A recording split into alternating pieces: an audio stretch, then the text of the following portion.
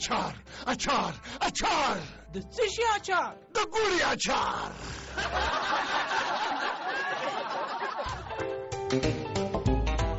جوړونکی ننګیال ناشنا.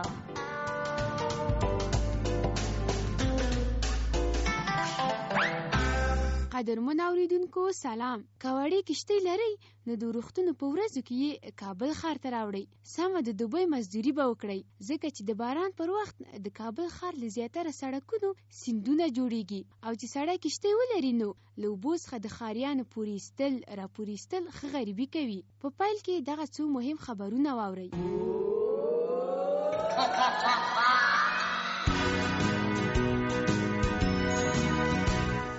په خبرونو کې غټ غټ خبرونه دغه دي.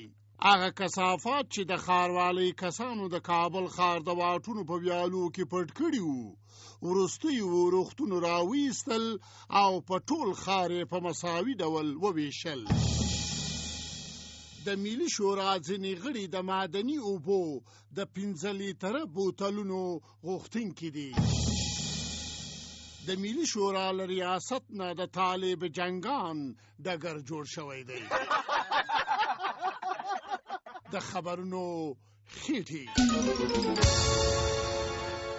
هغه کثافات چې د ښاروالۍ کسانو د کابل ښار د واټونو په ویالو کې پټ کړي وو، وروستیو روغتونو راویستل او په ټول ښار یې په مساویانه ډول وویشل.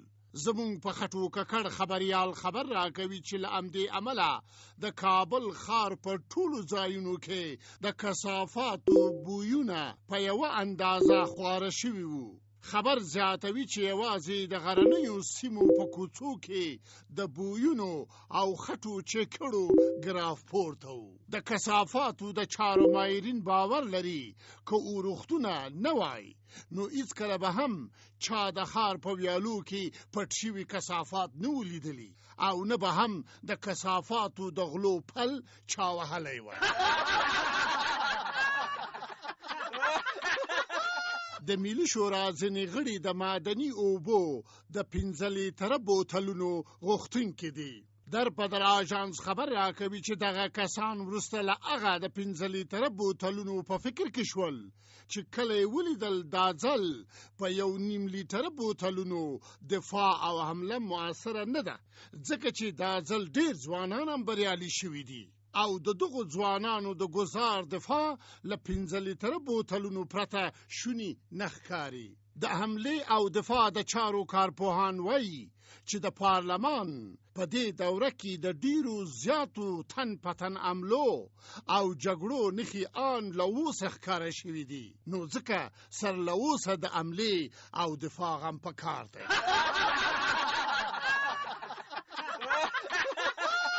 او د ملي شورا له ریاست نه د طالب جنګان ډګر جوړ شوی دی. زمون کم طالع خبریال خبر راکوي چې له همدې امله په نوبت سره وکیلان د خپل بخت آزمایلو هڅه کوي. خبر زیاتوي چې په دې دوره کې به ریاست ته د کاندیدېدو نوبت د شورا ټولو وړو او غټو غړیو ته ورسیږي، خو چې د چا طالب بر وکړي خدای پاک ته معلومه ده، ځکه تر دې وخته خو له ټولو کاندید شوو خوارانو څخه د یوه تالو هم بر ونه کړ. کارپوهان وایي په پارلمان ناراضه کاندیدانو کوډې نوي کړي او د ټولو وکیلانو بخت یې ورتړلی وي. د خبرونو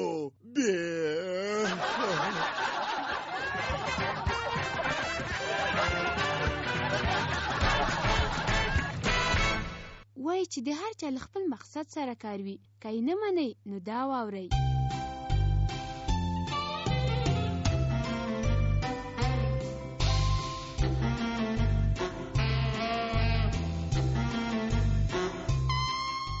خورې دغه خواته دې سمه ډډه ولګوه، ستړې شوې به یې.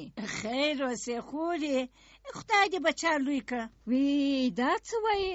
تا تر دې ځایه ځان را پازاب کړه او زه به دې دومره قدر هم نه کوم. په جنت سې خورې، په دا غټه تنه ماته کښته پورته کېږې، ګناهکاروې مې؟ خدای دې نه کوي، ولې به دې ګناهکارومه؟ د میلمه عزت خو ثواب لري او هغه بیا ستا غوندې نازولې میلمه. خیر اوسې خورې. ته دغه پښې دې خواته سمې راوغځوه چې دمه دې جوړه شي. دې خواته همداسې ښې دي، دمه مې جوړه ده. څومره مې په عذاب کړې. هیڅ دې نه یم په عذاب کړې. دې نجونو کړی و او ما یوازې تر دغه ځای خواړه راوړه. خدای خبر چې خوند به در کړی وي او که نه. دا څه وایې خورې؟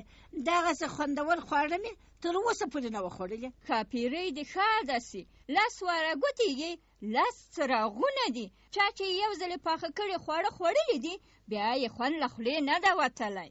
ښه دا دې لور پاخه کړې وه؟ یوازې پخول نه، ګنډل مینځل هر څه کولی شي. داسې خیاطي کوي چې په دغه ټول کلي کې یې شکر ده جوړه نسته. د ستنې داسې پوخ کار کوي چې ته به وایې چې په ماشین شوی دی. له ځانه یې غالۍ اوبدل هم زده کړه. نامې خدا بختوره یې خورې چې دغسې کارګره لور لرې. بختور خو هغه کور دی چې دا پې ورننوځي. له موږ سره خو هسې د څو ورځو میلمنه ده. رښتیا وایې خورې. ادې نور چای راوړم؟ نه زه خو چای نه څښم، رایې نه وړې. والکه تورګله ته راسه لږ راوځه. ښه مورې. ورشه ښاپیرۍ ته ووایه چې ښه د ځان جوړ کړه او ژر راشه. ښه. ورته ووایه چې هغه افغاني جامې دې واغونده چې غټه پکې ښکاره شي. ګوره ورته ووایه چې هغه جګې جګې څپلۍ دې ورسره راپښو کړه چې لوړه معلومه سي. ځه په منډه ورشه ورته ووایه. ښه ورغلم.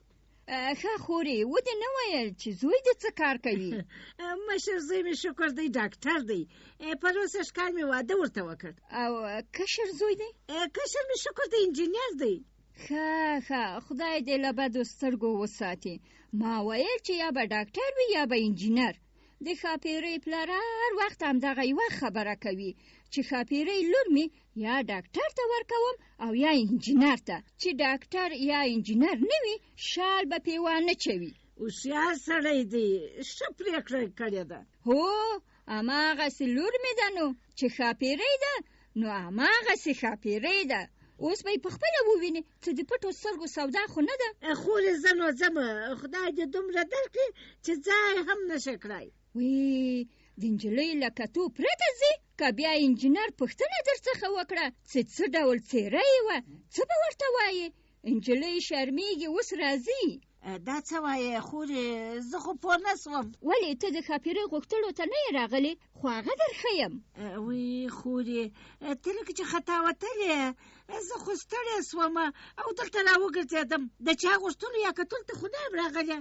نو ولې دغه د دمې د جوړولو ځای زما کور درته ښکاره شو؟ ما خو ویل چې د لور د غوښتلو دپاره مې راغلی یې. خبره نه وم چې ته وږې تږې دلته ځان مړوې.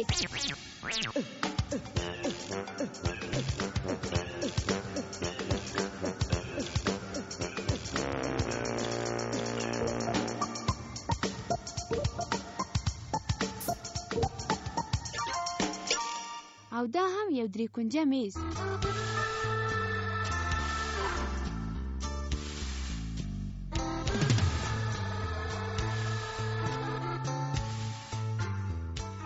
قدرمنو اوریدونکو، تاسو خبر یې چې د ملي شورا د رئیس د ټاکلو خبره خنجاړه شوه. دا چې ولې خنجاړه شوه دې ته او دې ته ورته د نورو پوښتنو د ځوابولو لپاره مو ننني 3 کونجه میز ته دغه ښاغلي راغوښتي دي: د سیاسي او غیر سیاسي چارو کارپو لوی صاحب نظر صاحب، د بوتلي جنگونو متخصص خندل بوتل صاحب او د ډیرانی جنگونو متخصصه غټه ادي. په خیر راغلی. په خیر اوسئ.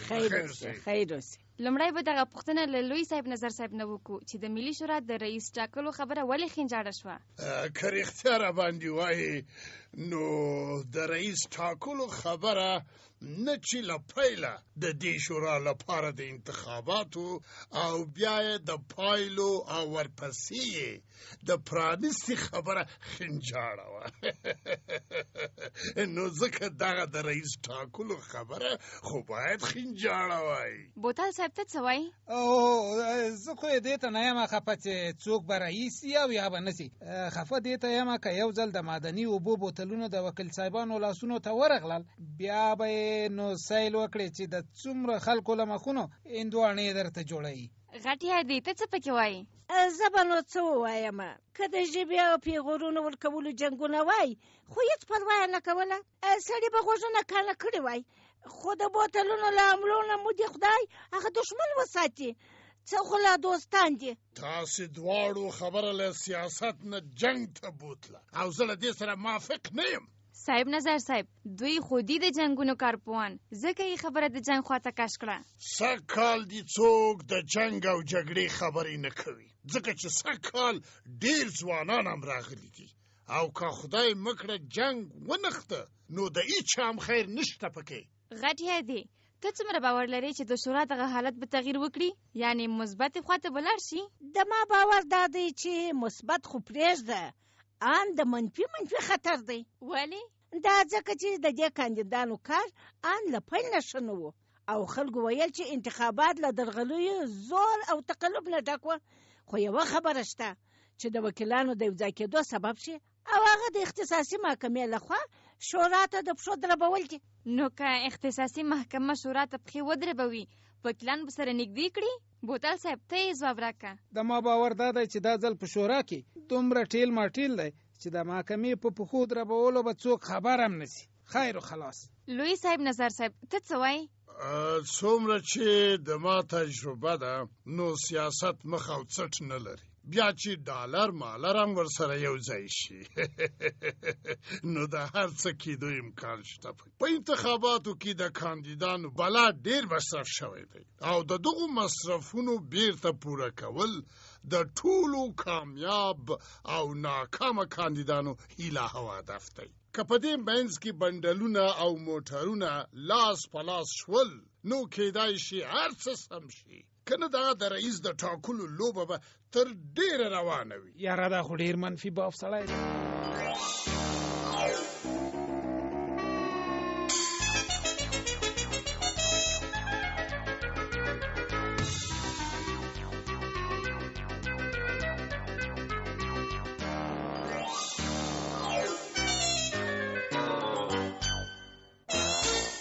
دغه خبرونه ننګیال ناشنا برابره کړې وه او برخه اخیستونکي وو عبدالله صمدي، عبدالرحمن، سپوږمۍ، ستاره امینی، مسکا ستانکزی، حسیب الله جلالزی او زه هیله زرمتی.